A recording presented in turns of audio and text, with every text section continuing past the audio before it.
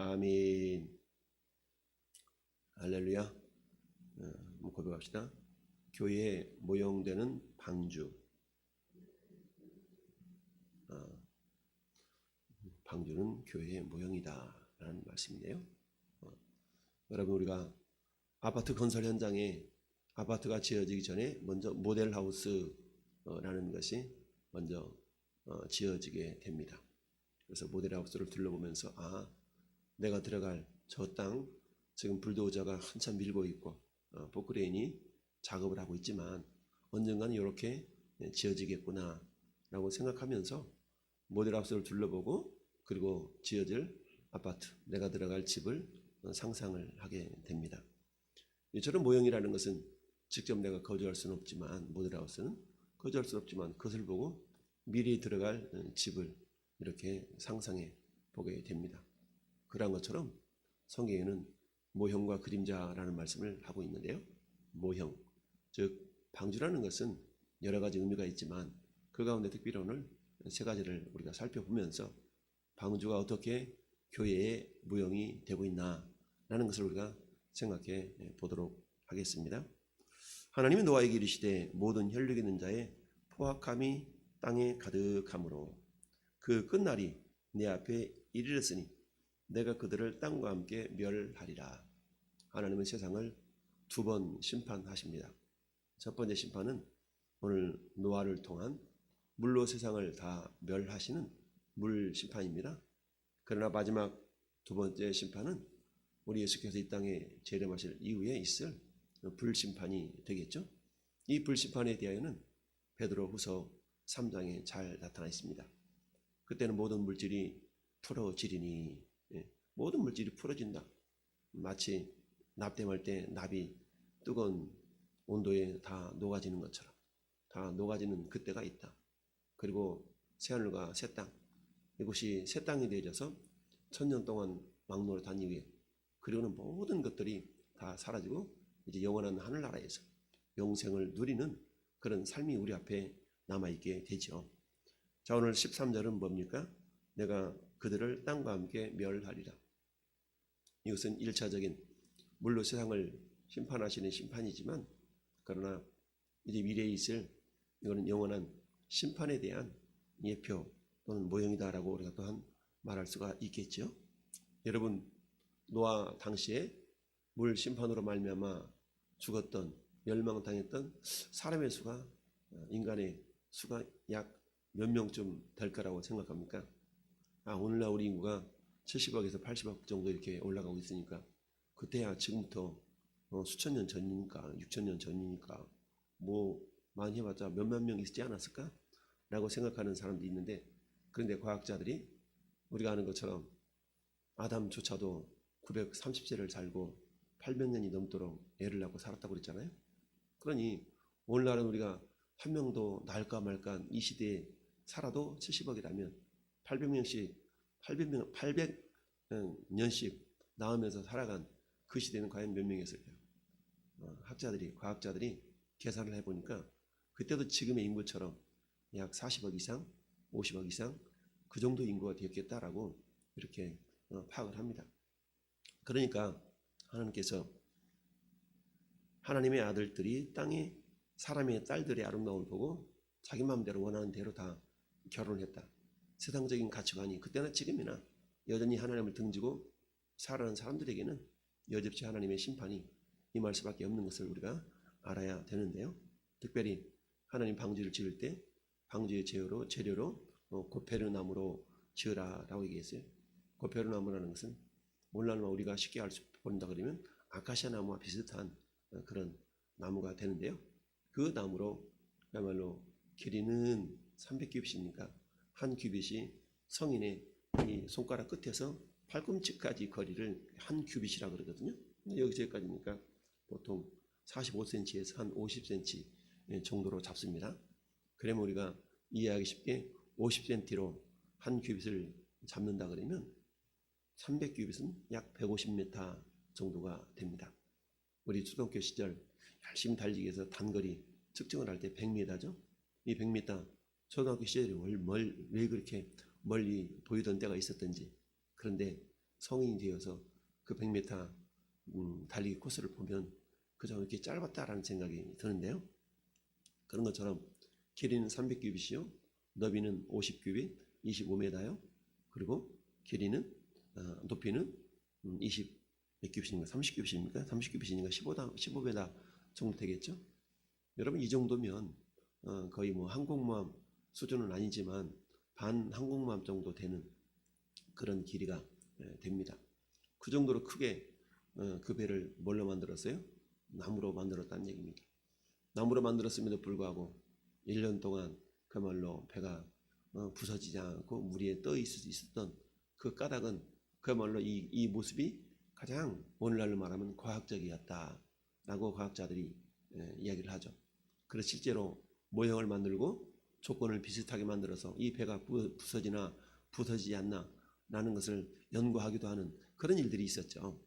그래도 여전히 부서지지 않고 물에 떠 있었다라는 과학적인 결과가 있는 것을 보게 됩니다. 그렇다면 왜 이 방주가 교회의 모형일까요? 그것은 첫째, 이 방주는 뭐가 없어요? 세 가지가 없다. 첫째, 돛이 없다. 둘째, 닻이 없다. 셋째, 키가 없다. 여러분, 돛과 닷과 키가 없다는 것은 뭐겠습니까? 한마디로 말하면 어느 방향으로 가야 할지, 언제 머물러야 될지, 이거를 알 수가 없다는 얘기죠. 돛담배 그러지 않습니까? 돛담배는 뭐예요? 돛을 단 배죠. 돛담배, 돛을 단 배, 이게 돛담배죠. 그것은 바람의 힘에 의해서 그 돛이 바람에 밀려 이리저리 흘러가는 것을 말하죠. 닻은 무엇입니까? 닻이라는 건 내가 원하는 때에 원하는 장소에 닻을 내려서 머물 수 있는 곳이 있는 그 도구가 닻 아니겠어요? 그 다음에 키가 없다는 것은 뭡니까? 키라는 것은 방향을 잡는 그런 도구죠. 배에. 이처럼 키도 없고 닷도 없고 돛도 없다는 얘기는 뭐겠습니까?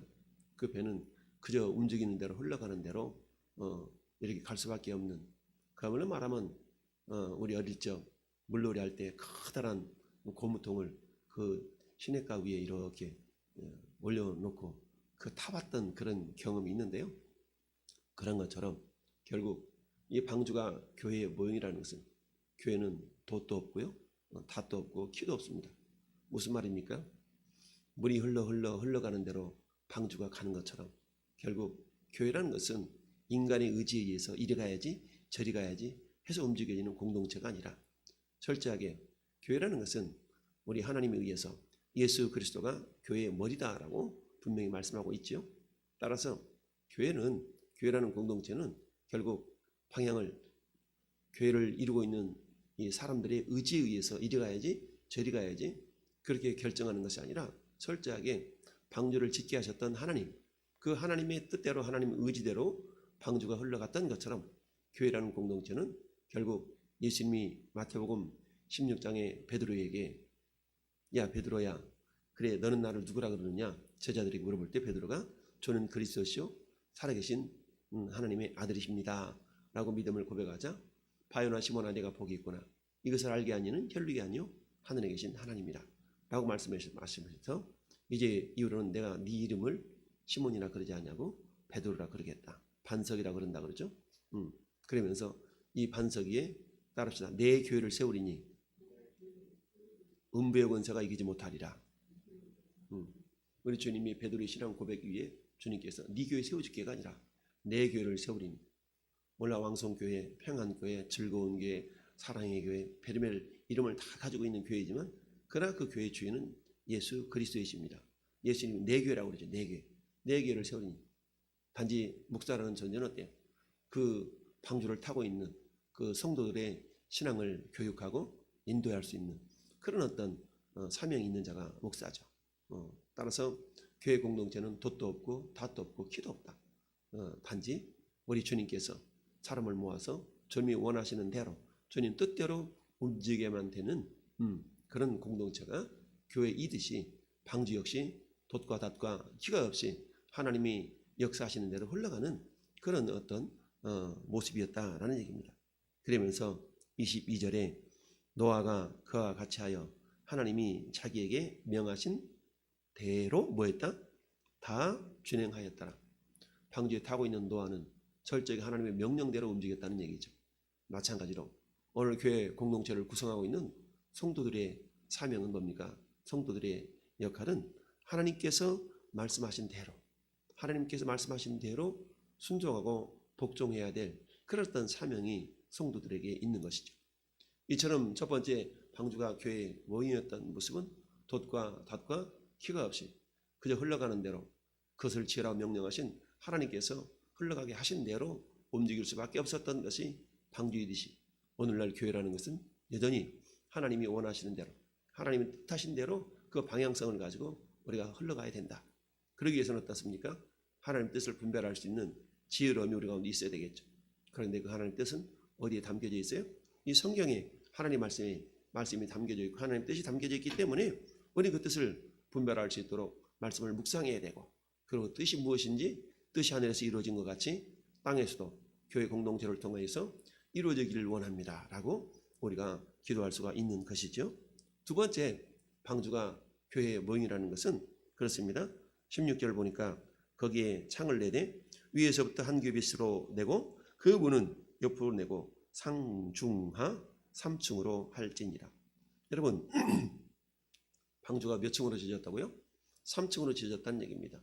야, 우리 왕숙이가 3층에 있는데 그런 의미가 아니라 3층으로 지어졌다는 얘기는 그곳에 물론 짐승도 태워되고 기어다니는 짐승, 걸어다니는 짐승, 날아다니는 짐승, 이런 짐승들을 다 태워야 되기 때문에 3층이라는 구조로 지을 수도 있었겠지만, 그러나 방주가 3층으로 지어졌다는 것은 방주가 교회의 모형으로 볼 때에 교회 공동체는 영적인 3층 구조를 이루고 있다라고 볼 수가 있습니다. 그럼 영적인 3층 구조는 무엇을 말하는가? 방주는 물로 심판할 때 구원을 받는 그 사람들이 들어가는 공간 아니겠습니까? 그런 것처럼 저는 여러분들이 언젠가는 이 땅에 머무는 것이 아니라 교회 공동체를 통하여서 주를 알지 못하는 자들이 주를 알게 하고 교회 공동체로 영혼들이 들어와 언젠가는 천국에 들어가게 되는데요. 그런데 천국에 들어가게 될 때에 그들의 영적인 수준이 세 종류로 나눠질 수 있다라는 얘기죠. 이것은 부활의 영광의 수준을 말씀합니다. 부활의 영광의 수준이 세 종류로 나눠질 수 있다는 얘기죠. 이것을 여러분 고린도전서 15장을 우리는 부활장이라고 얘기합니다. 고린도전서 15장에 보니까 자, 하나님께서 믿음의 사람들을 부활시킬 때에 그 부활의 영광을 세 종류로 비교하고 있습니다. 그것은 뭐겠습니까? 어떤 사람은 해 같은 영광으로, 어떤 사람들은 달 같은 영광으로, 어떤 사람들은 별과 같은 영광으로 하나님께서 부활의 영광을 안겨주신다라고 말씀합니다. 그렇다면 방주의 제일 이 꼭대기층에 3층에 있는 사람들은 3층에 있는 것은 어떤 의미일까요? 그들은 해 같은 부활의 영광을 안을 수 있는 그런 사람들이겠고, 두 번째 2층에 중층에 타고 있는 사람들은 달과 같은 부활의 영광을 안을 사람이고, 맨 바닥층에 있다라는 것은 뭐겠습니까? 그야말로 별과 같은 그런 희미한 그런 영광을 안을 수 있는 자들이다 라고 우리가 생각해 볼 수 있겠죠. 따라서 전 여러분들이 원하는 것은 뭐예요? 1층, 2층, 3층, 하층, 중층, 상층에 이처럼 구조로 되어 있는 것처럼 우리가 교회 생활을 할 때, 신앙생활을 할 때 내 최고의 목표는 해 같은 부활의 영광이다. 이것을 히브리서 11장 35절에는 어떤 여자들은 환난을 받되 그 환난을 구차히 면하려 하지 아니하고 더 좋은 부활이 있음을 믿고 그것을 견뎌냈다, 넉넉히 감당해냈다 라고 성경은 말씀하고 있지요. 이처럼 저나 여러분들이 사모하는 것은 뭡니까? 해 같은 부활의 영광을 사모하며 신앙생활을 해야 될 줄로 믿습니다. 그렇다면 내가 원한다고 저절로 해 같은 부활의 영광이 되어지는 것이 아니라 그 어떻게 하면 부활의 영광이 될 수 있을 것인가를 고린도전서 15장에는 자세하게 서술하고 있는데요. 그것은 한마디로 말하면 따라합시다. 심고 거둠의 법칙에 의해서, 그렇습니다. 심고 거둠의 법칙에 의해서 그 부활의 영광이 달라진다라고 말씀을 하고 있습니다. 그래서 해 같은 부활의 영광, 달 같은 부활의 영광, 별 같은 부활의 영광, 이 영광의 수준의 차이라는 것은 내가 어떻게 심고 거둘 것일까에 따라서 달라진다는 얘기입니다. 여러분, 해 같은 부활의 영광을 내가 얻기 위해서는 해 같은 부활의 씨앗을 심어야 됩니다. 달 같은 부활의 영광을 얻기 위해서는 달 같은 부활의 종자를 심어야 된다는 얘기죠. 그것은 마치 수박을 얻기 위해서는 수박씨를 심어야 되고, 가지를 얻기 위해서는 가지씨를 심어서 그 종자 위에서 열매가 맺혀지는 것 같다라는 얘기입니다. 그렇다면 저는 여러분들의 인생은 뭔가? 우리의 인생은 심는 인생이요, 우리 인생은 행하는 인생이요, 우리 인생은 일하는 인생입니다. 따라서 하나님께서는 심은 대로 거두리라 라고 말씀하고 있죠. 뭘 거둡니까? 우리 하나님께서 어떤 부활의 영광을 내가 얻을 것인가에 대한 그런 예표로서 우리 하나님은 방주를 3층으로 짓게 하셨다라는 것을 볼 수가 있는데요. 셋째는 방주는 물에 뜨도록 되어 있습니다. 여러분, 물에 뜨도록 되어 있는데 그 방주를 지을 때 하나님께서 어떻게 말씀하셨냐면 14절 보니까 너는 고페르 나무로 너를 위하여 방주를 만들되 그 안에 칸들을 막고 역청을 그 안팎에 칠하라. 안팎에 칠하라는 얘기입니다. 자, 역청을 칠하는 까닭은 뭐예요? 물이 새어 들어오지 않도록. 이건 뭡니까? 모세가 나일강변에 버려졌을 때에 그 모세를 어떻게 버립니까? 갈대 상자에다가 역청을 다 발라가지고 그 물이 새어 들어오지 않도록 해서 모세를 갈대 상자에 띄워서 나일강에 버린 거 아니겠어요? 그런 것처럼 이 방주가 물에 띄울 때에 물이 스며들지 않도록 안팎으로 역청을 칠했다라는 얘기입니다. 이것은 뭐겠습니까? 교회라는 공동체는 세상 속에 있지만 세상과 짝하고 세상과 흡수되어지고 세상과 동화되어야 될 그런 공동체가 아니라 세상과 구별되어야 된다는 얘기입니다. 세상에 있지만 세상에 구별되어질 수 있는, 여기서 물로 심판한 물이라는 것은 세상을 상징하고 있거든요. 그러니까 세상 속에 있지만 방주는 어때요? 그 물에 둥둥 떠 있어야 되는 것처럼 오늘날 저희 여러분들은 어떻습니까? 세상 속에서 교회 공동체를 이루고 있지만 내가 세상과 똑같은 모습으로 짝하고 세상의 가치관을 가지고 추구하고 살아갈 때는 6장 서두에 있었던 것처럼 결국 물로 심판을 당할 수밖에 없는, 멸망당할 수밖에 없는 그런 모습으로 흘러간다라는 것을 우리는 알아야 됩니다. 따라서 역청으로 안팎을 좌우로 발랐던 그 방주의 모습이나 오늘날 우리는 어떻습니까? 주님의 보혈로 교회 공동체를 다 덮어서 세상 가치관이 교회 속에 들어오는 것이 아니라 교회 가치관을 교회 가치관으로 세상을 변화시킬 수 있는 믿음의 주역들이 우리가 되어야 된다라는 사실을 오늘 성경 말씀을 통해서 우리가 깨달아 볼 수가 있습니다. 다른 성도 여러분, 오늘 한 날도 우리가 주님이 너희는 하나님의 성전이다 라고 말씀하고 있습니다. 너희가 하나님의 성전인 것과 하나님의 성령이 너희 안에 거하시는 것을 너희가 알지 못하느냐. 그러면서 하나님은 거룩하니 너희도 거룩하라. 하나님의 성전은 거룩하다 라고 말씀하고 있습니다. 그래서 노아가 그와 같이 하여 하나님이 자기 명하신 대로 다 준행하였더라. 여러분, 오늘도 교회 공동체는 철저하게 하나님이 원하시는 대로, 하나님이 이끄시는 대로 흘러가게 되어져 있습니다. 기도 없고 닷도 없고 키도 없지만 돛도 없지만 그러나 우리가 말씀에 의지하여 주님이 어느 방향으로 우리를 이끌어 갈지는 우리가 알고 있는 거거든요.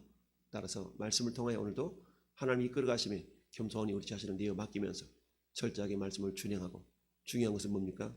방주 안에 그야말로 지금도 물속에 허우적거리는 영혼들을 방주 안으로 끌어 태워야 될 사명이 저와 여러분 가운데 있다. 교회 공동체는 그래서 유람선이 아닌 구원선이다. 이 구원선, 방주 역할은 구원선이었던 거죠. 구원선 역할로서 저는 여러분들이 잃어버린 영혼들이 주께로 돌아올 수 있도록 울왕성교회가 저는 여러분들이 그 일을 잘 감당하여 주 앞에서는 그날에 그 말로 방주의 3층에 탔던 노아 8 식구처럼 해가 뜬 부활의 영광의 주인공들로 주 앞에 나아갈 수 있기를 예수님 이름으로 축원을 드립니다. 아멘. 거룩하신 아버지 하나님,